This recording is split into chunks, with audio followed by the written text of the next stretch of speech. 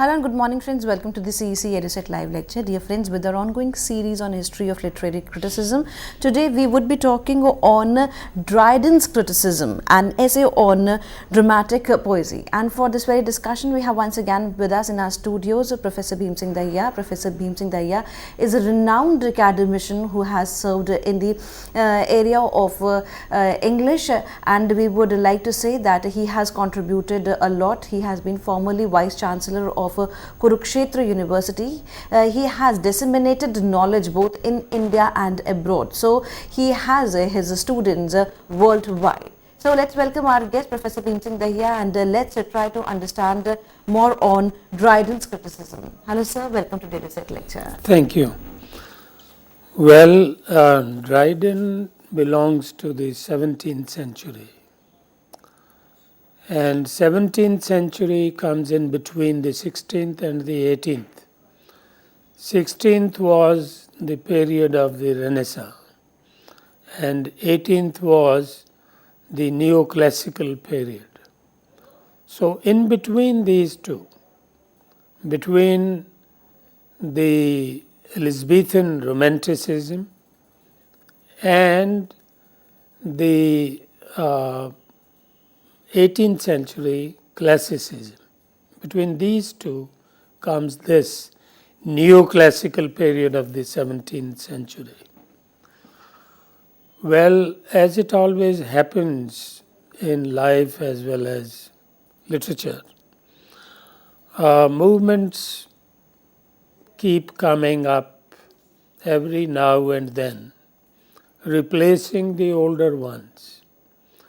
Obviously, when there is a change from one to the other, there is always a grey period. There is always in between space.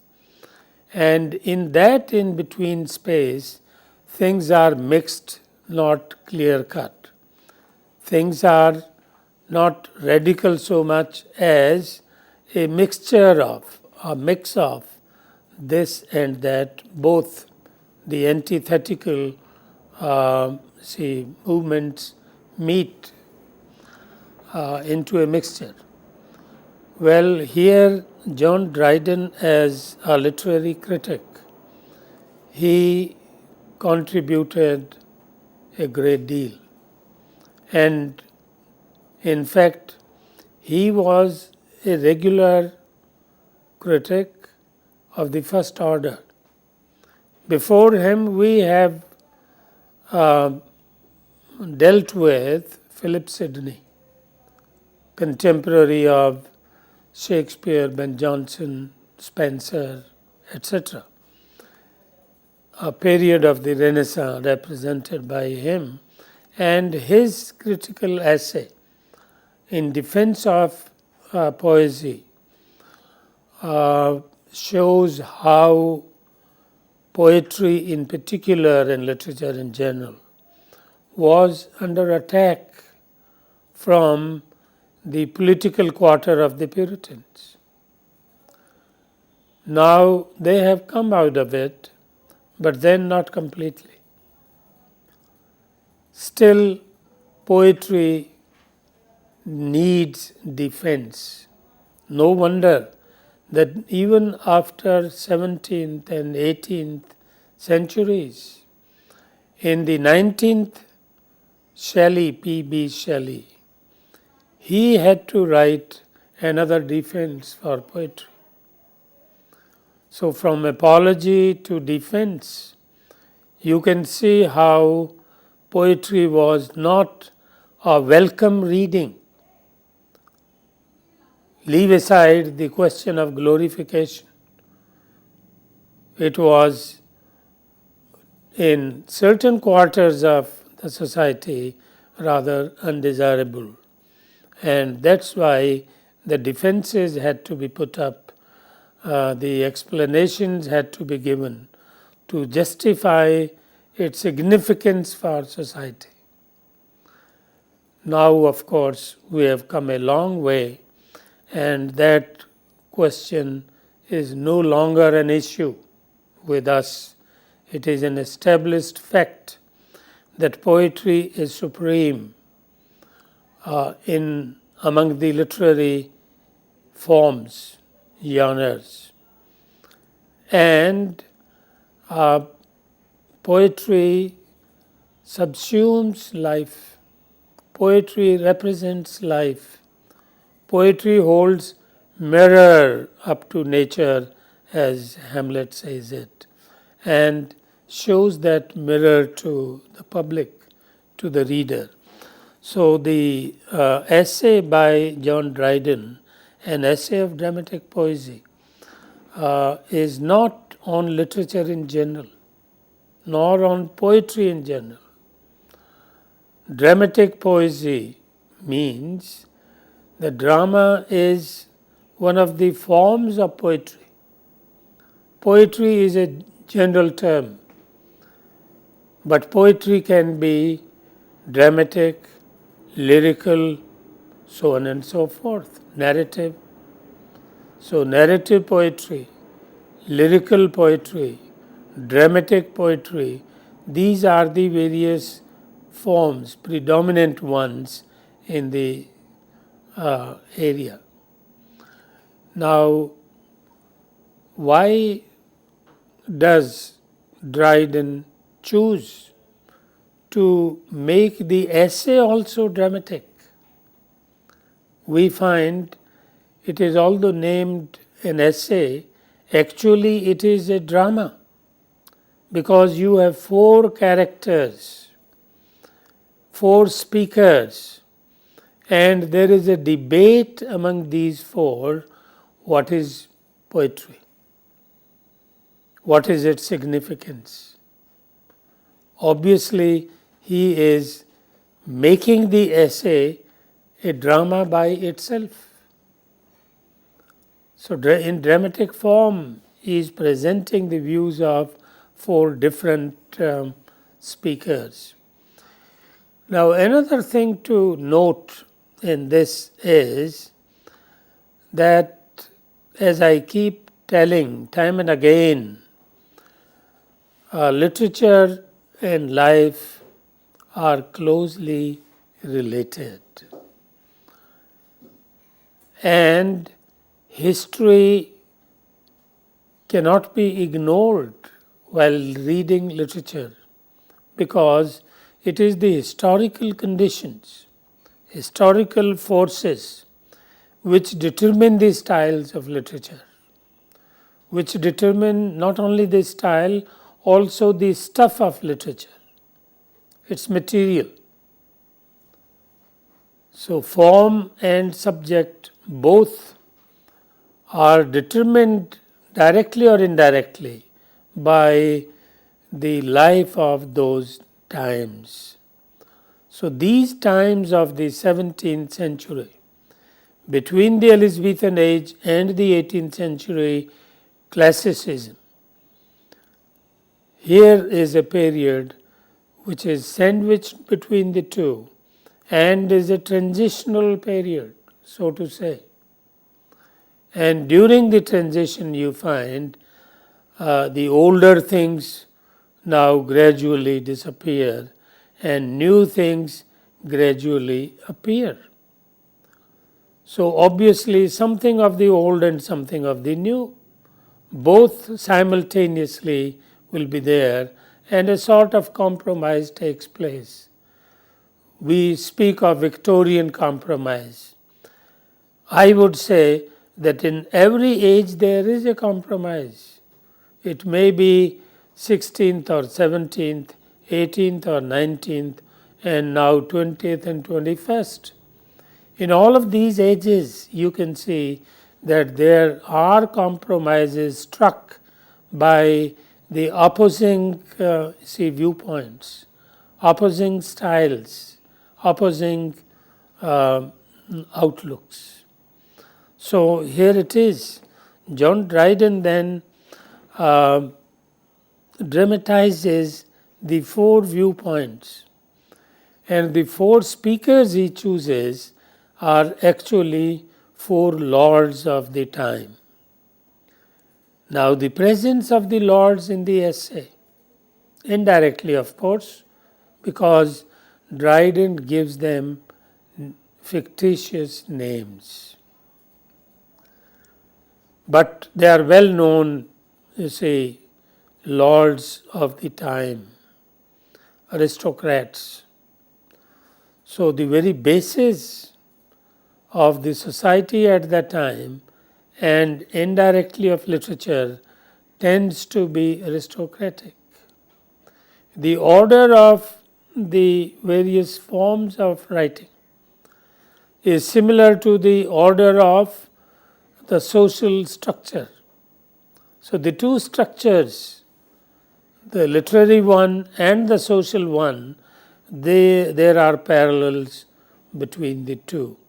So these four lords are renamed here.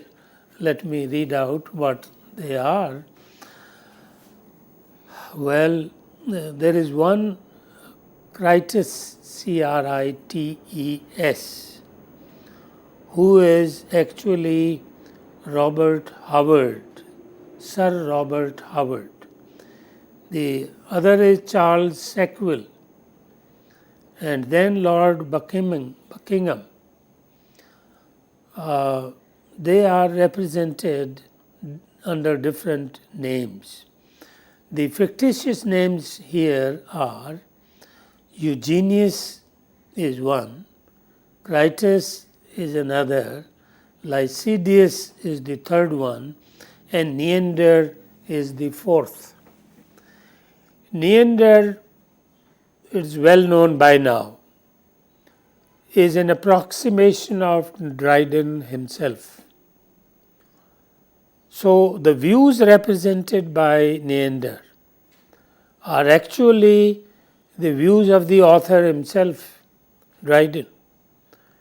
But rather than say it directly, he is saying it dramatically, creating four characters and one of them creating for himself, for representing his own viewpoints.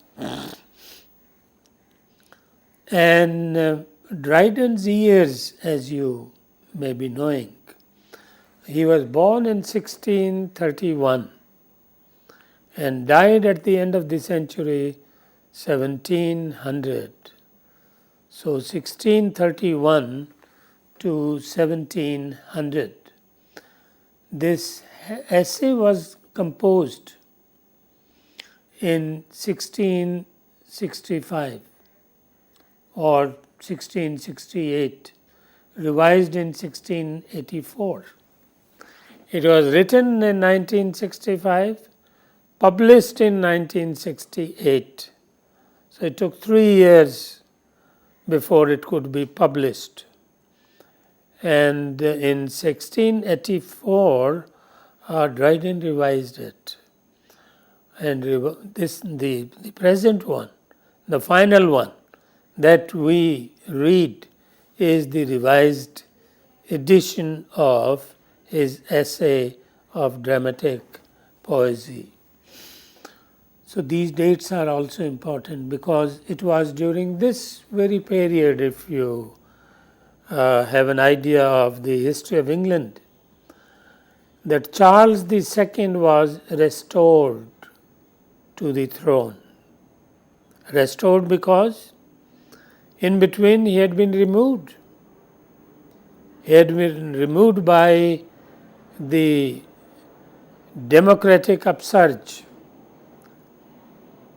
People rose against the monarch, and the revolt was led by Cromwell. But then finally the rebellion failed, and hence King Charles II, who during this period of rebellion lived in France, came back, returned, resumed his office. That is why this is called restoration, because it is the restoration of the king, restoration of the monarchic form of government. So no longer any democratic parliament or senate and so on. So that is why the period is called the Restoration period. And during this Restoration period, we find that although the rebellion is subdued, it is repressed, but it has not died out. It is hidden in the hearts of the people. It is there. And that is why you find Dryden taking recourse to the dramatic form, not directly expressing his views, because direct expression may be a challenge to the authority. Authority may be in the literary sphere or may be in the sphere of life, both ways. So he is being on guards, he is being defensive, and in a subtle way, through the dramatic form, he expresses his views without being responsible for what is being said, because what is being said is through four characters, not one, and therefore you can't accuse him of this opinion or that opinion, because there are four opinions. Now the debate in the essay is about the contemporary literature, modern literature which is being produced in England during the 17th century. 16th century, the Elizabethan age, was called the Renaissance. New line of thought, new line of writing, and more freedom of expression to the artist, to the writer.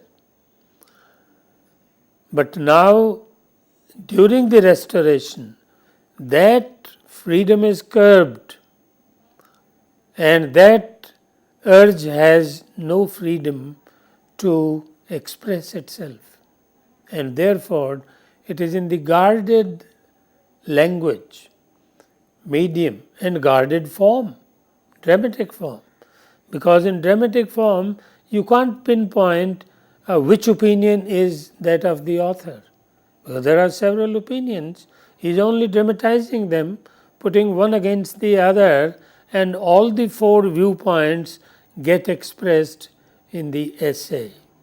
So 1631 to 1700, that period is called in the literary history of England Restoration period. Restoration not merely of the monarch, but restoration also of the classical rules. During the Elizabethan age, during the Renaissance, there was a revolt against the classical order, the classical rules of literature as well as of life. But now there is a revival, there is a recourse to the same old classical rules. And when we speak of classical rules in literature, we always think of Aristotle. And that's why Dryden in this essay gets quoted Aristotle time and again. The basic text on which the essay is relying for its argument is Aristotle's The Poetics, because Aristotle did the groundwork for literature as well as literary criticism that followed in the last 2000 years, more than 2000 now, 2500 around that, because Aristotle was in the 4th century BC and now it is 21st, so almost 2500 years ago. And even as late as the 17th century, almost 2000 years after Aristotle, his views are being used as an authority. You cannot challenge them. You can only follow them. You can learn them. And that is what Dryden is doing here. So, in the background of the essay is also England's victory over Denmark. There was a war between the two countries, and England won the war against Denmark. So that also infused a new spirit of superiority, that we are not less than anyone else. That feeling and that nationalism also gets reflected in literature too. That's why we shall find that one of these four characters, he is speaking of England first, and speaking of loyalty to the nation. He says, why do you keep praising the ancient Greeks or the Romans? How about our own? We are not less than anyone else. And our literature, our life is as good as anyone else's. It is this feeling that is behind the essay also. So we shall see how the whole thing gets dramatized by Dryden. Well, since satire is malicious in nature, the satirist must be punished, because satire is an attack on someone. It's a literary attack, literary form of attack or aggression or war. So he says the satirists deserve to be demolished because they are attackers. And 17th century, and more than the 17th, 18th, where the new classical period, as it is called, 18th proper, 17th beginnings of things. But what is important, as I said earlier, is that here things are said like whispers. It is the whispering tone which loudly marks life and literature of the time. We may even consider here the case of Milton. Milton wrote Paradise Lost, and formally, officially, the poem subscribes to the authority of God, and Satan, the rebel, is portrayed as a villain. The hero is man, son of God. Son of God is Christ, of course, but son of Christ is the man, the first man and woman, Adam and Eve. So we see how Milton manages to give expression to the rebellious spirit, but within the framework of the authoritarian text. Paradise Lost is a version of the Bible, of the Testament.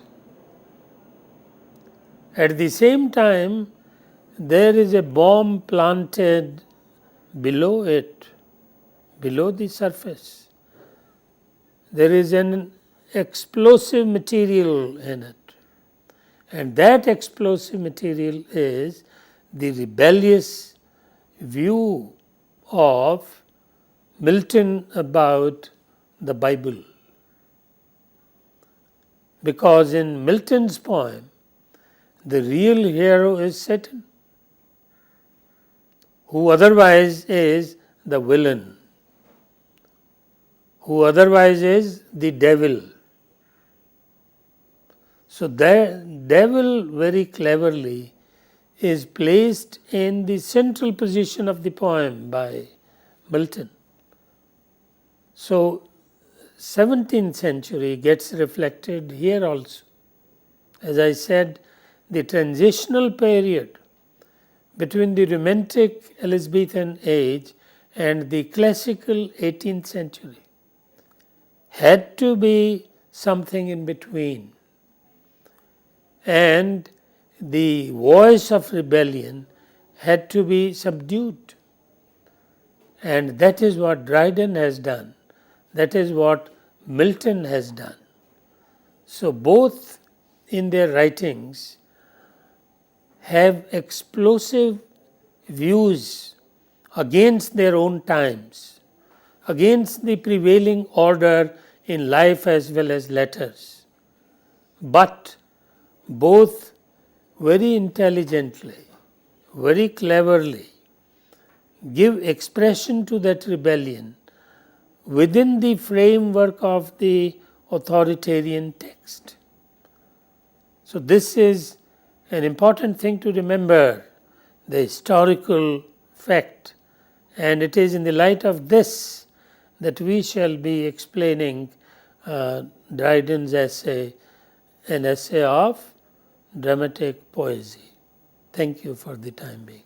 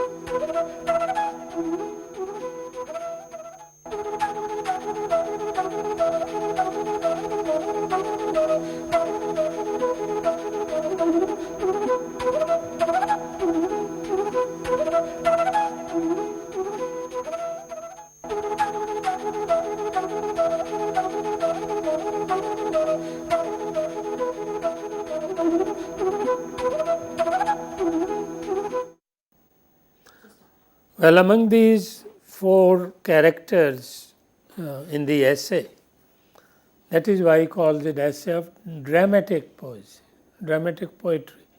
So he is writing on only one form of poetry, which is drama, because there is the lyrical form also, there is narrative form also.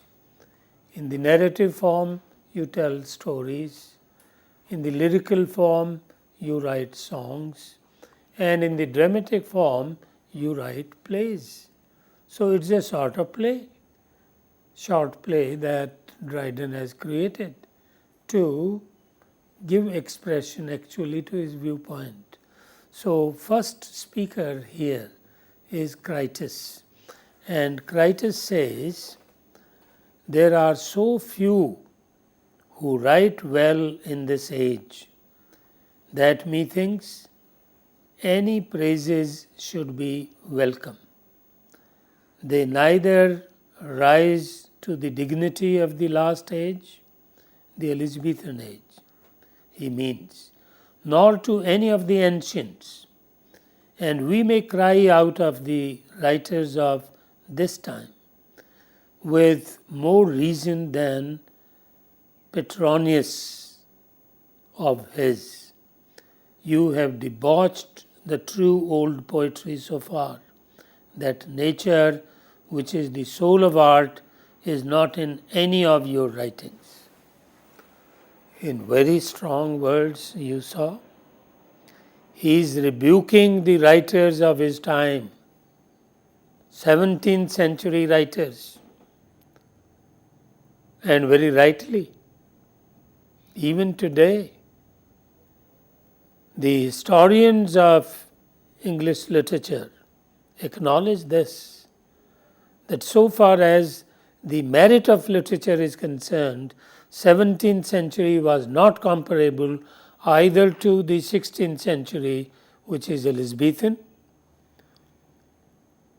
nor comparable to the ancients like Sophocles, Euripides, etc., who wrote 2000 years ago. This is the point which Critus makes in the essay to begin with. He is chiding the writers of his own age, that you are neither as good as the ancients nor as good as the Elizabethans. So you come poorer by comparison to either of these.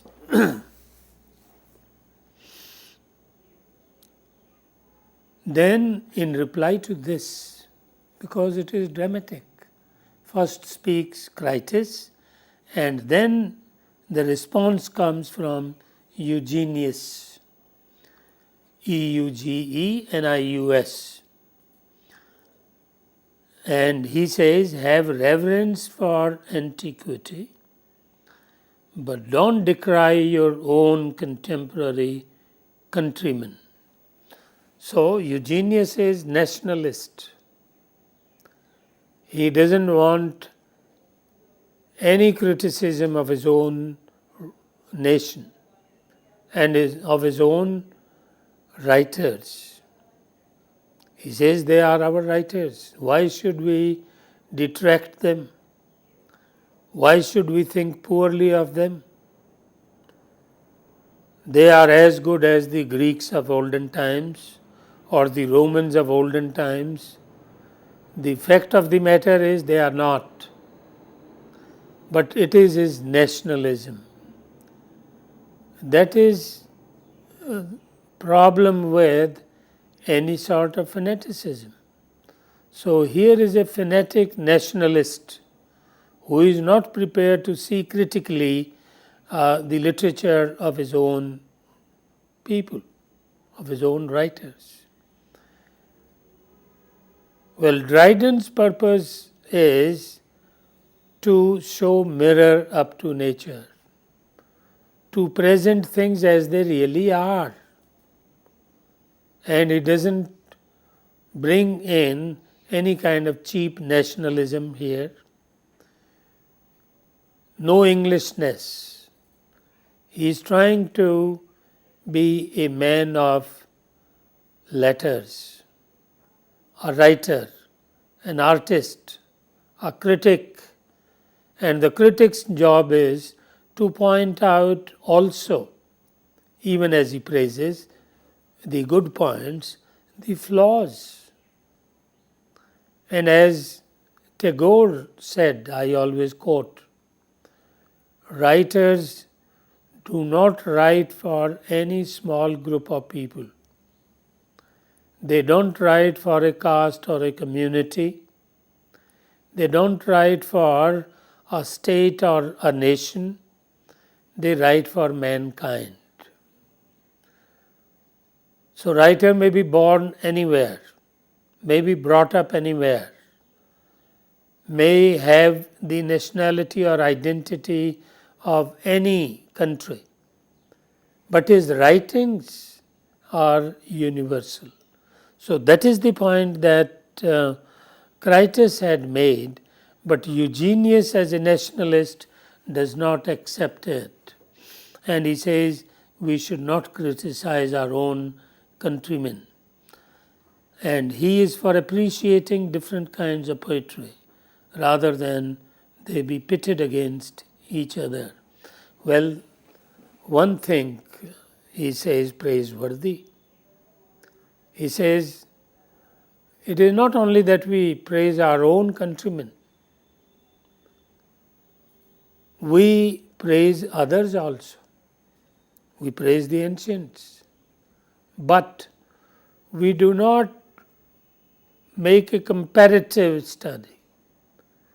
We do not draw up a list of nations or national writers showing this is better and that is worse. He says that is not proper literary criticism. And I think he is right.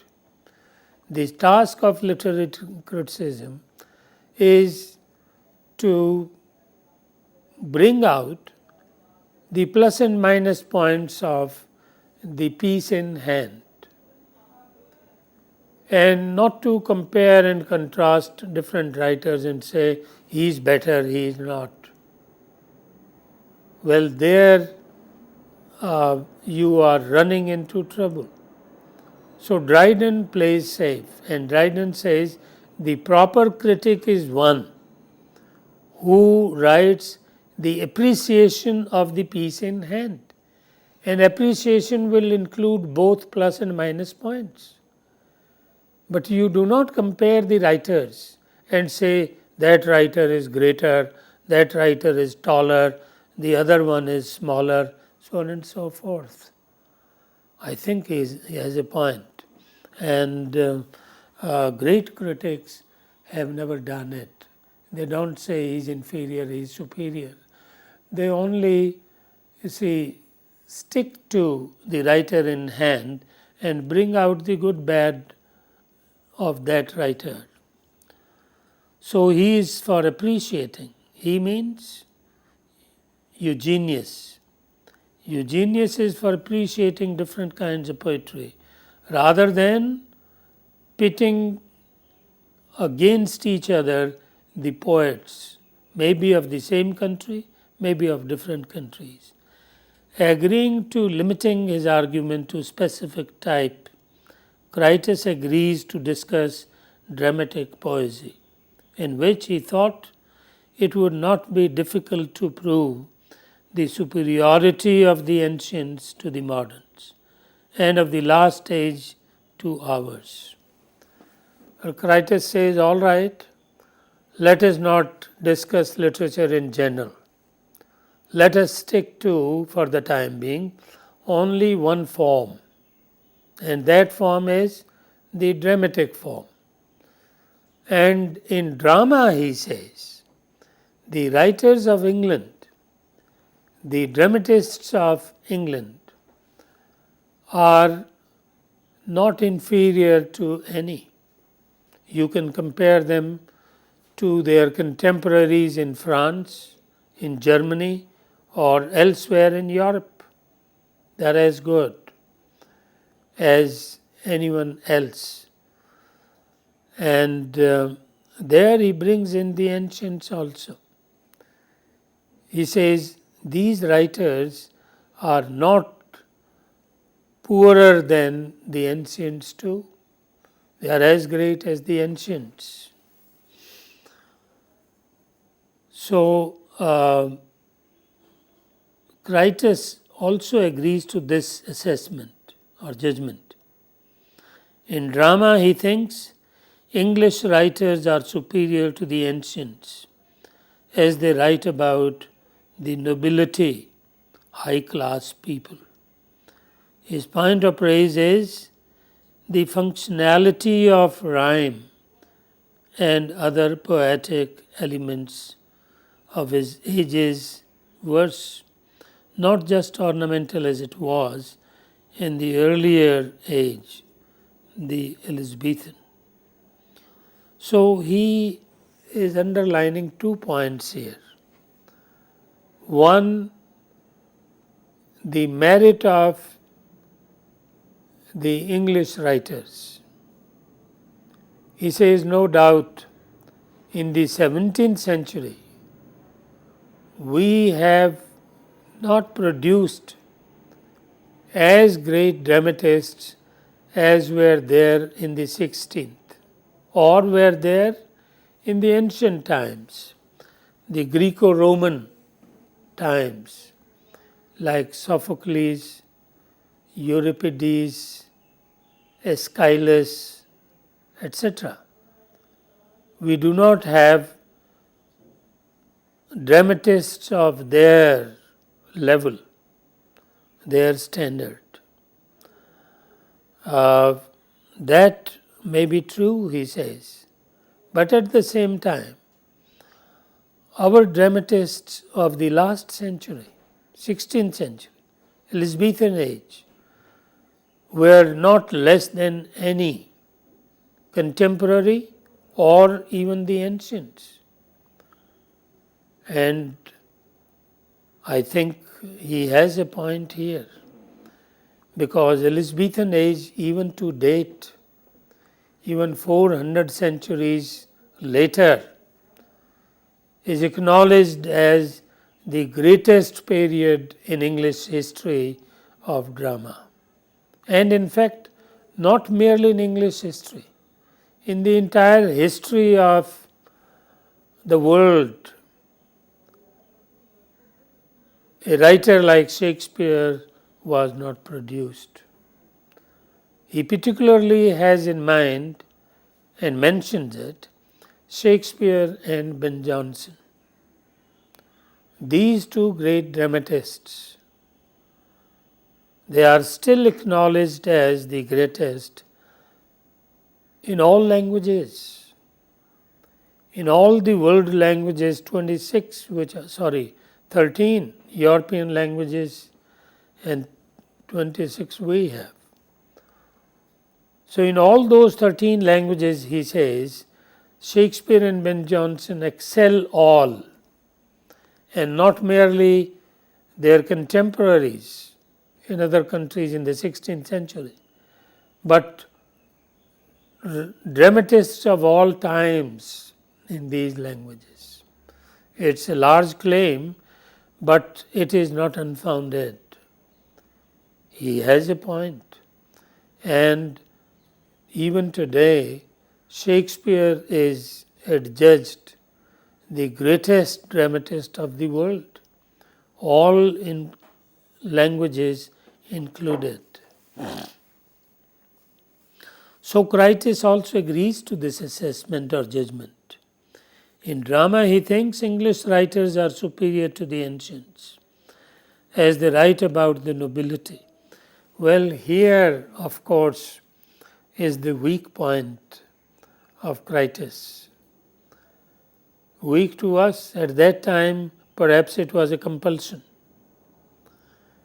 because it was the time when monarchy ruled. It was the time when aristocrats were the privileged citizens, lords, because the entire lands, other properties in the country are owned by the lords. The rest of the population only works for them as employees, as servants. So Critias says that the English drama of the 16th century is superior because it has characters drawn from nobility, from the royal families, from the families of lords. Well, he is praising drama for the wrong reasons. The merit of literature is not known by the status of characters, and Shakespeare doesn't show that. There are villainous characters also who were born in the royal families. we have the Richard, more villainous than anyone else, Richard III, and several more. Even Henry IV, and then later Henry VI or VIII. They are not without faults. They have their own weaknesses, and which Shakespeare doesn't overlook. He makes it a point to write about them also. So, Critus actually is praising drama for wrong reasons. It is great otherwise. We concede that, but it is not acceptable to us that the merit of the Elizabethan drama is because it portrays characters from high ranking families, from the aristocratic class. That is not the merit of Shakespeare. Shakespeare's merit is because he can recreate life as it is. His realism is a strength, that he holds mirror up to nature. That is his strength, not because he is writing about aristocratic characters. So Lycidius then says that the first thing to decide is what is a play and what constitutes its excellence, and agrees to give a description rather than definition of drama, of what constitutes a play. So he defines. Well, Lycidius is being very sensible. He says, let us not keep the debate vague. Let us not keep it large. Rather, we stick to the narrow territory, a solid ground. There are so many forms of literature, let us choose one and let us discuss that, so that our discussion is definite and pointed. So he suggests that let us discuss the dramatic form of literature.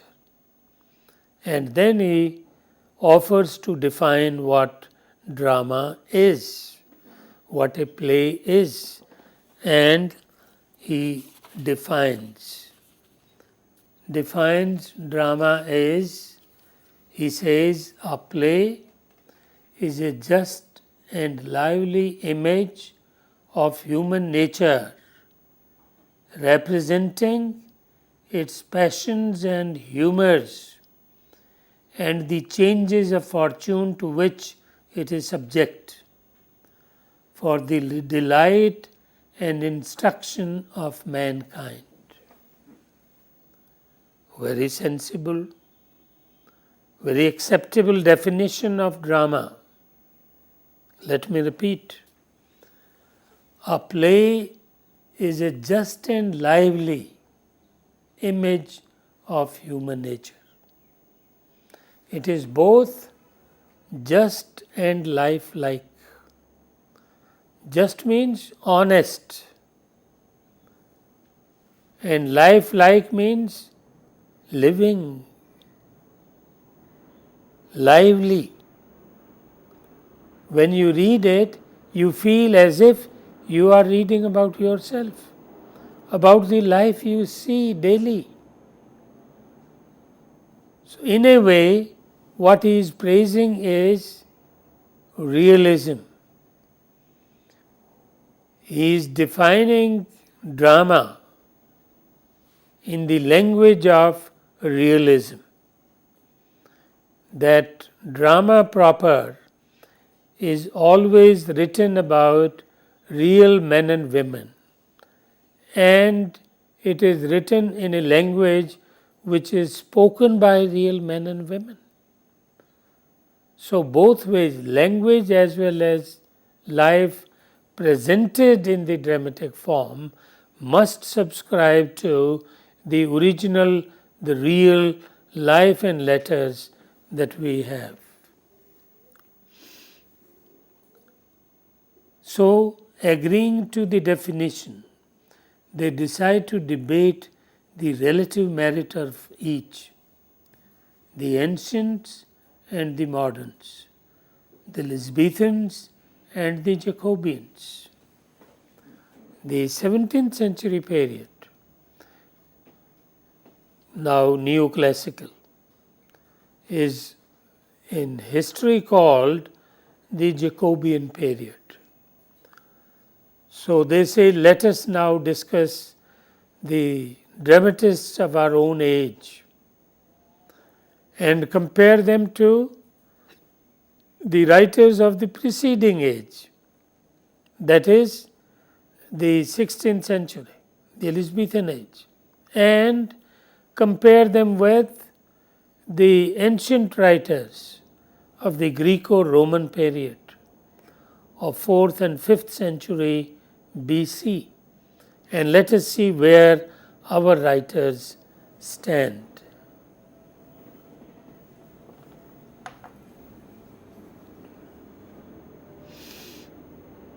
Critus is for the ancients, being faithful imitators of nature, observing the rules of the three unities. Critus is an admirer of the ancients. He says the ancient dramatists were the greatest. And what is the point of praise? The point of praise is that their writings, dramatic writings, are lifelike. That their characters are real, their language is real, and therefore they deserve to be rated higher than our own writers. And he says they not only presented lifelike events and characters, but they observed the rules laid down by the great masters Aristotle and Horace. And one of the things he mentions among rules is the rule of three unities. He says they had laid down, Aristotle had said that the best plot is one which observes these unities, the principle of three unities. What are those three unities? Unity of time, unity of place, and unity of action. So, time, place, and action. All the three must have a unity of their own and must be related and must be real.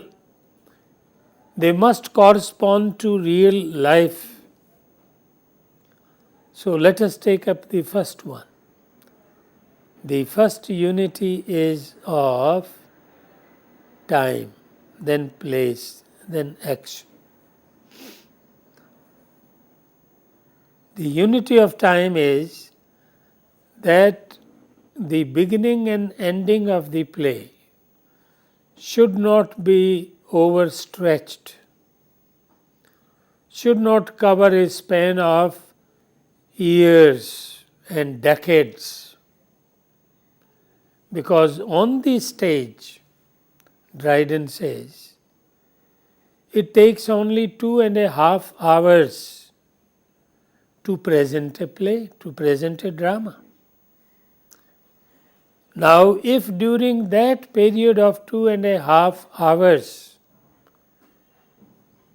you are covering the historical period of, say, 100 years or 50 years or 20 years, then obviously you are not being true to it.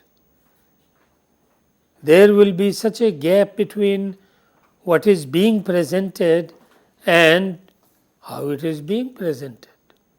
So 20 or 50 years presented in 2.5 years would look, 2.5 hours would look improper, would look unreal, and hence not natural. Therefore, the action of the play, from beginning to end, must not cover more than a few years. More than a few years. Of course, within 2.5 hours, you have to cover the period. But sometimes you have plays written where it begins with one generation and ends with another generation, which means covering at least 50 to 60 years or even more. Obviously, that would look unnatural, and that is the point he is making. All right, I think enough for the day. Thank you.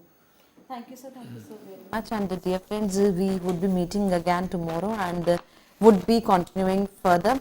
Till then, take care. Goodbye. And yes, do write to us at info.cc@nic.in if you have any kind of queries or if you want to give your feedback for today's lecture. So, goodbye. Take care. We would be meeting again soon. Thank you, sir. Thank you so very much. Thank you.